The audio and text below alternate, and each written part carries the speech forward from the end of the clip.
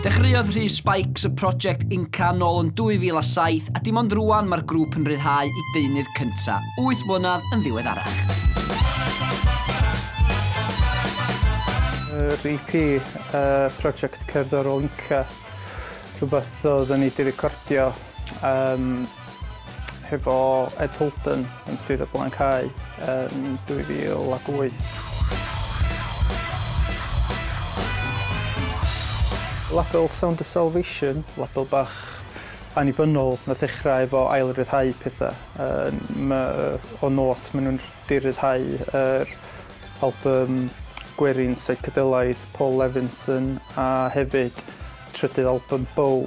Hwna oedd i fod i ddod allan ar label Dandelion, sef label John Peel. Y nodyn mwy diddorol amdan Salvation ydy, am label Saesneg, maen nhw efo diddordeb mawr mewn rhyddhau cerddoriaeth cyfoes Cymraeg felly. Maen nhw yn gobeithio ar y cyd efo Strange Town i rhyddhau stwff Titus Monk a mae yna amball brosiect arall yn cael ei edrych ar hefyd i rhyddhau.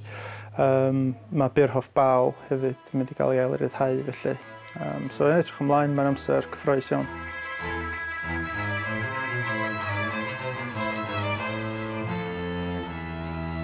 Dwi'n cofio nath soddgrwth tiwdor hollti yn ganol y recordio a dyma oedden ni'n neud un a dau o'n ni'n gafal ar yr ochr tra oedd o'n chwarae a dwi'n siŵr nath o bron yn gymryd llygad yn drymar ni allan tra oedd o'n chwarae efo'r bwa felly.